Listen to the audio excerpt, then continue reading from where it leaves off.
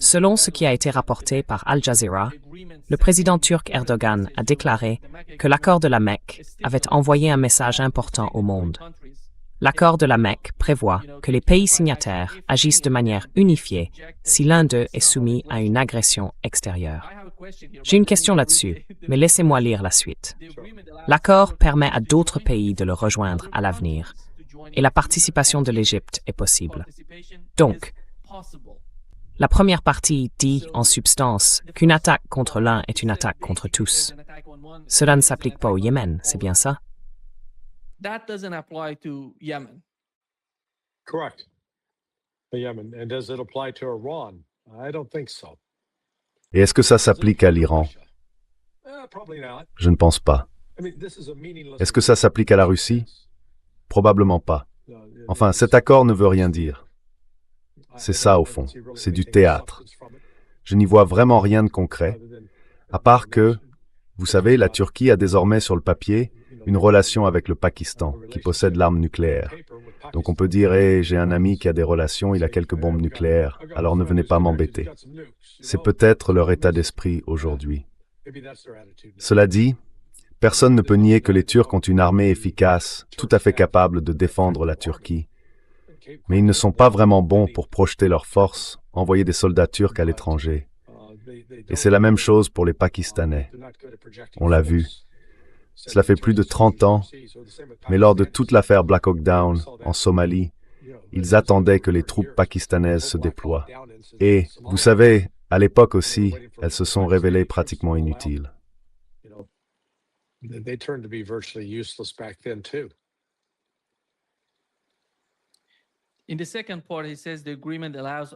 Dans la deuxième partie, il dit que l'accord permet à d'autres pays de le rejoindre à l'avenir et que la participation de l'Égypte est possible. À mon avis, deux pays importants pourraient rejoindre ce pacte militaire. L'un d'eux est l'Égypte et l'autre c'est l'Iran. Oui. Comment voyez-vous cette possibilité? Est-ce que cela rendrait ce pacte de défense significatif? Et quelle en serait l'importance?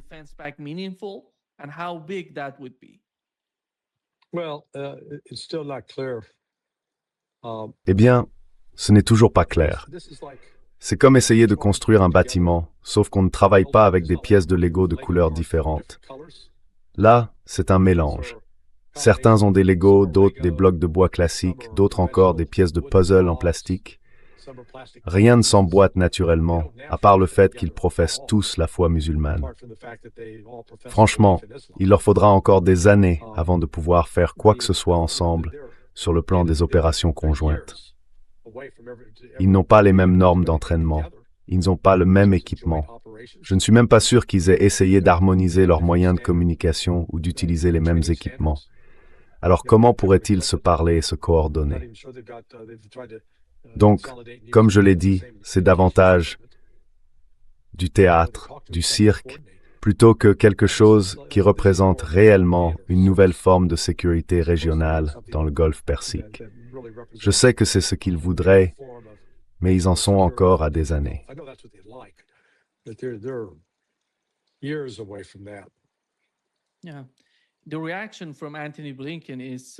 Oui, la réaction d'Anthony Blinken est très intéressante. Et ce à quoi il réagit. Laissez-moi afficher son compte X. Il dit que lorsque l'Amérique devient peu fiable, nos alliés et nos partenaires ne restent pas les bras croisés. Ils s'adaptent, ils se couvrent, ils cherchent ailleurs. Et les conséquences pour le peuple américain sont graves. Cela fait plus d'1 an que je le dis. Et cet article de Fareed Zakaria, il fait référence au nouvel article de Fareed Zakaria dans le Washington Post, si je ne me trompe pas. Le titre dit « L'Iran, la guerre contre l'Iran est une leçon magistrale de dissuasion ».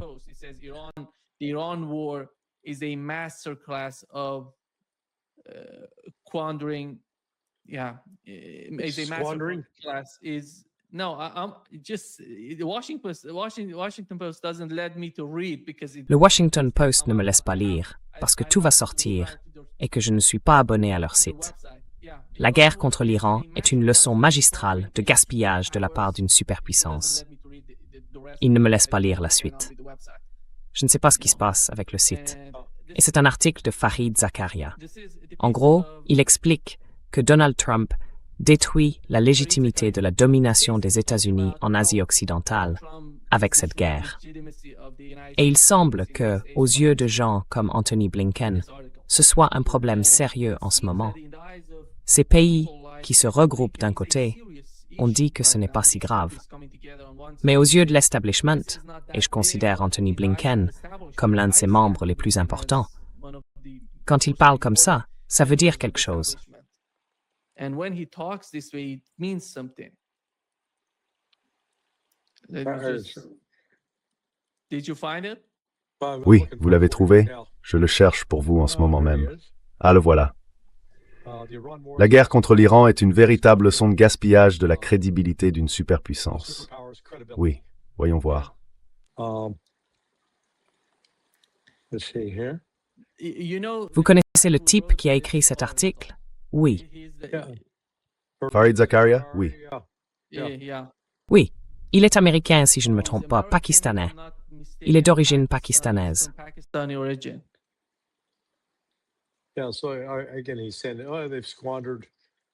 Oui. Donc encore une fois, il dit qu'ils ont dilapidé. Oui, les États-Unis ont dilapidé leur crédibilité, absolument. Mais ces pays-là, ensemble, enfin la Turquie n'arrive pas à savoir ce qu'elle est. Je veux dire, la Turquie, sous la direction d'Erdogan, me fait penser à un type qui pense être une femme, mais qui n'est pas vraiment sûr de vouloir être une femme, tout en pensant qu'il en est une. C'est très confus. Voyez, d'un côté, ils prétendent « Oh, nous sommes contre le sionisme ». D'accord. Et de l'autre, ils vendent tout leur pétrole pour faciliter le génocide sioniste des Palestiniens. Puis lui, d'un côté, prétend vouloir être ami avec la Russie. Et de l'autre, il s'associe aux États-Unis pour vendre davantage d'armes à l'Ukraine, ce qui constitue un défi direct à la Russie, et il menace la Russie en mer Noire. Il faut regarder ça et se dire « Mais qu'est-ce que vous faites, bon sang ? Choisissez un camp. Un seul camp, restez-y, et voyons si on peut y construire une certaine crédibilité. » Erdogan n'a aucune crédibilité. Erdogan has zero credibility.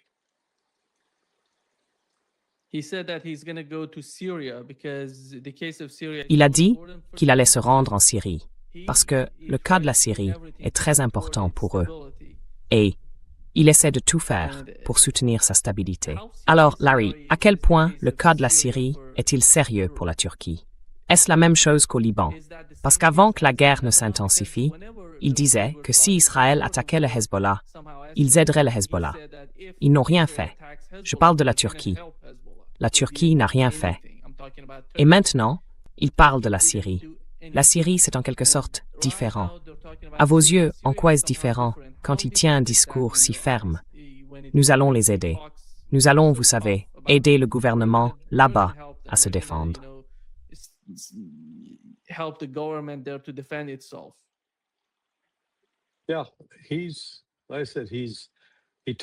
Oui, comme je l'ai dit, il sait bien parler. Mais quand il s'agit d'agir, son pouvoir est limité, vraiment très limité. Ou alors il ne tient pas toujours ses promesses, il ne fait pas ce qu'il dit qu'il va faire. Donc vous savez, la Turquie a joué un rôle. Apparemment, elle a travaillé avec Israël et les États-Unis pour évincer à la fois Hafez, enfin Bachar el-Assad, et en même temps porter al-Ashar au pouvoir. Mais après ça, ils se sont séparés. La préoccupation de la Turquie, ça a été les Kurdes et le Parti des travailleurs du Kurdistan. Et donc, ils ont peut-être réussi à contenir ça, mais ils n'ont pas vraiment un contrôle significatif sur la Syrie, contrairement à ce qu'ils pensent. Et ils se retrouveraient là-bas à devoir potentiellement combattre Israël et les États-Unis. Bien sûr, les États-Unis sont censés se retirer. Alors qui sait?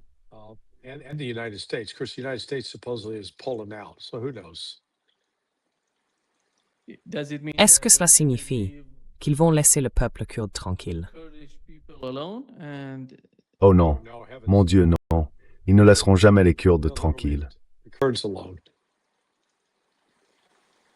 C'est le cas de la Turquie, car elle se préoccupe surtout des Kurdes en Syrie.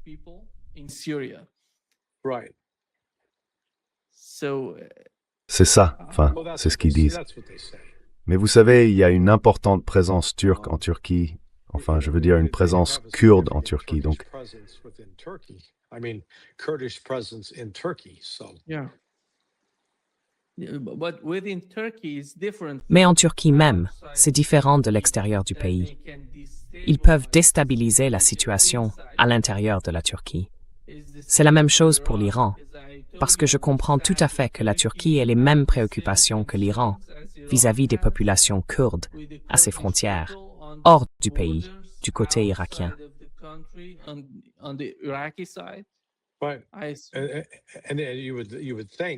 et on pourrait penser que dans ces conditions, il formerait une alliance avec l'Iran et travaillerait avec l'Iran pour contenir la menace kurde. Je ne pense pas qu'il l'ait vraiment fait, en tout cas pas de manière significative, peut-être dans une mesure limitée.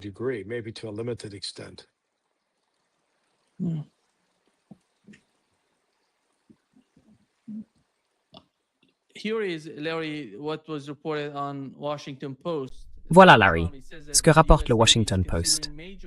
Donald Trump dit que la marine américaine envisage d'apporter des changements majeurs au futur porte-avions de la classe Ford, afin qu'ils correspondent davantage à la préférence du président Trump pour une apparence datant de la Seconde Guerre mondiale. Cela inclurait notamment le déplacement vers l'avant de l'îlot de commandement du navire. Il parle « Qu'est-ce qui se passe ici, du point de vue de l'ingénierie ?» Il demande de revenir à cet ancien système. Vous savez, il parle de remplacer le système électromagnétique de lancement des avions de la classe Ford par un ancien système à vapeur, vous savez. Qu'est-ce que c'est que ça? Parce que c'est incroyable. Il veut remplacer le système électromagnétique par l'ancien.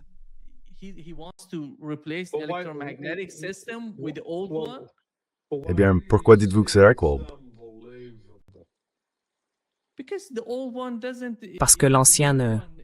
Vous savez, le nouveau, tout le monde le saurait.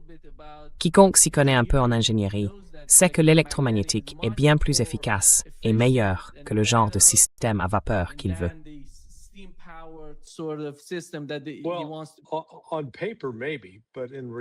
Eh bien, sur le papier, peut-être.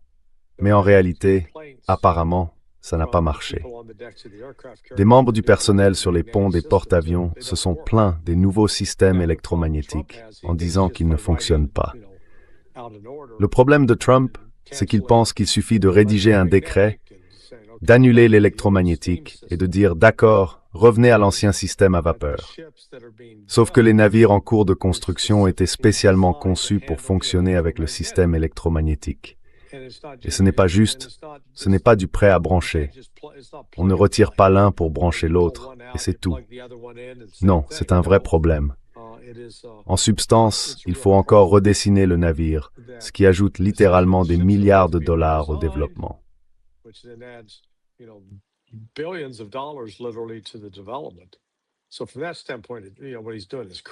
Donc, de ce point de vue, ce qu'il fait est insensé. Il ne fait que retarder davantage la modernisation de la marine américaine. Et franchement, il se concentre sur la construction d'un système qui n'est plus vraiment pertinent. Ce serait comme si l'armée américaine, en 1936, essayait de concevoir une meilleure selle pour les chevaux de cavalerie. Alors que vous vous dites, vu la manière dont les guerres se mènent aujourd'hui, on n'a plus besoin de chevaux de cavalerie. Vous savez, dans les années 1940, il nous fallait des chars, des véhicules blindés. Et aujourd'hui, la dernière chose dont vous avez besoin, c'est d'un porte-avions de plus, pour lequel il faut trouver 5000 personnes à embarquer et qu'on ne peut pas ravitailler.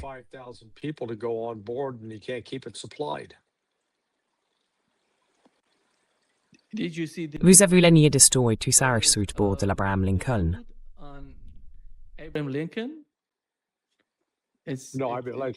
Non, je vous ai dit que j'avais été pris par mes cours toute la journée. Ça avait l'air appétissant. Ça vous a mis l'eau à la bouche? Je pense qu'il faut au moins envoyer ces photos à Pete Hegseth. Ou alors, ça fait partie d'un nouveau régime. Le principe, c'est que vous devez regarder des images comme celle-ci pendant une demi-heure, et après, vous n'aurez plus du tout envie de manger. C'est comme ça qu'on perd du poids.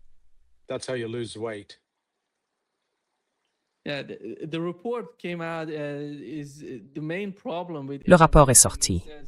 Il dit que le principal problème avec l'Abraham Lincoln, c'est dû aux attaques iraniennes contre Bahreïn, le Koweït et Oman. Elles ont détruit toutes les infrastructures de ces pays qui étaient censées aider à soutenir les porte-avions. Et le New York Times l'a mentionné comme l'un des problèmes majeurs dans son dernier rapport. Parce qu'avant, ils utilisaient Oman, Bahreïn et ces pays du Golfe Persique pour se ravitailler. Mais aujourd'hui, ce n'est plus une option, et ça ne va pas changer de sitôt. Et je ne sais pas ce que serait le... Comment voyez-vous la situation avec le nouveau qui part dans la région? How do you see the situation with the new one going to the region? It's gonna be about more of the same. What's shocking Encore la is même Trump's chose. comments. Vous savez ce qui est choquant? Ce sont les propos de Trump. Ils n'ont pas besoin de rentrer chez eux. Ils doivent rester plus longtemps. Quel bouffon. Franchement, vous savez, j'ai honte d'admettre que je pensais que Trump était différent, et j'ai voté pour lui. Je ne voterai plus jamais pour cet homme. Le seul vote que je lui accorderais, ce serait pour le destituer, le faire poursuivre et le chasser de ses fonctions. Vous savez, c'est une honte. Et je connais beaucoup d'anciens soutiens de Trump qui ressentent la même chose. Vous savez, sur ce sujet, il s'est vraiment détruit. He has really killed himself on this. And it's Et regardez, les mères des marins. J'en reçois, enfin, j'en ai eu 3 jusqu'ici, par email et en personne. Je les mets en contact et elles commencent à se réunir. Elles pourraient créer un site internet et devenir, vous savez, un point de ralliement pour des parents en colère parce que leurs enfants ne sont pas correctement pris en charge et que la situation de l'approvisionnement est complètement foutue. C'est logique. Ils comptaient utiliser Bahreïn comme base de transit.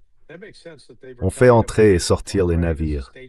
Ils ne peuvent même pas faire passer un navire de l'US Navy dans le détroit sans craindre qu'il soit détruit.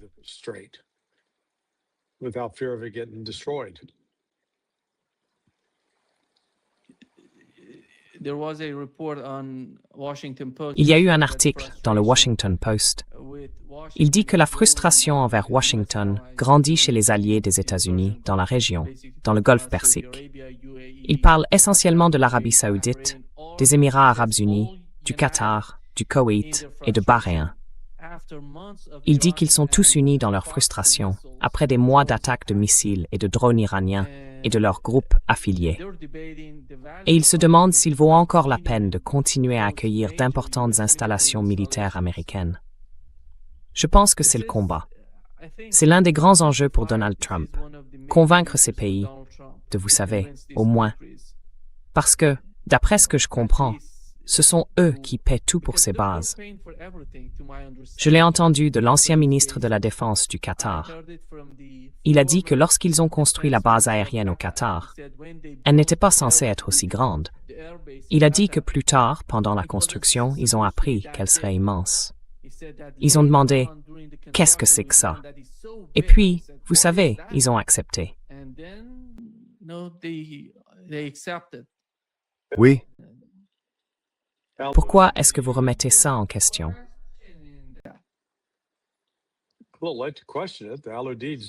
eh bien, j'aimerais remettre cela en question. Al-Udeid est là. Or, elle ne peut pas vraiment être habitée, du moins pas de manière significative, parce qu'elle est très vulnérable aux attaques. Les systèmes de défense aérienne ne fonctionnent pas. Et je pense que c'est peut-être le principal grief de certains de ces pays. Ils pensaient que les systèmes de défense aérienne les protégeraient, mais ce n'est pas le cas.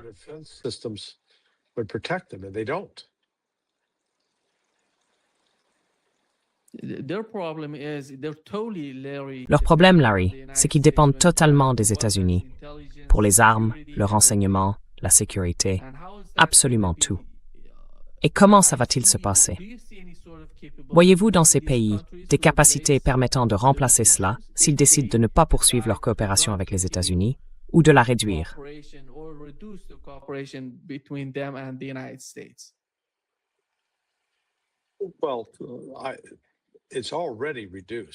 Eh bien, c'est déjà réduit. Je veux dire, ce n'est pas une question de décision officielle. Les attaques iraniennes ont de fait provoqué un réalignement complet des relations. Premièrement, elles ont forcé les troupes américaines à quitter la région. Deuxièmement, les systèmes américains, les radars, les systèmes de communication qui étaient en place, leurs systèmes de défense censés fonctionner ensemble pour les protéger, se sont eux-mêmes révélés être des cibles et ils ont été détruits. Donc vous savez désormais, les États-Unis doivent réellement négocier. Est-ce qu'on peut rester? Est-ce qu'on peut revenir? Et même là, il est clair que les États-Unis ne sont pas disposés à revenir de la même manière qu'ils étaient présents auparavant. En fait, cela ne va pas se produire, en particulier à Bahreïn et au Qatar. Les États-Unis ne vont pas, vous savez par exemple à Al-Udeid, ils avaient l'AFCENT, le centre combiné des opérations aériennes, installé à Al-Udeid. Ils ne vont pas le renvoyer là-bas de sitôt. They're not sending that back there anytime soon.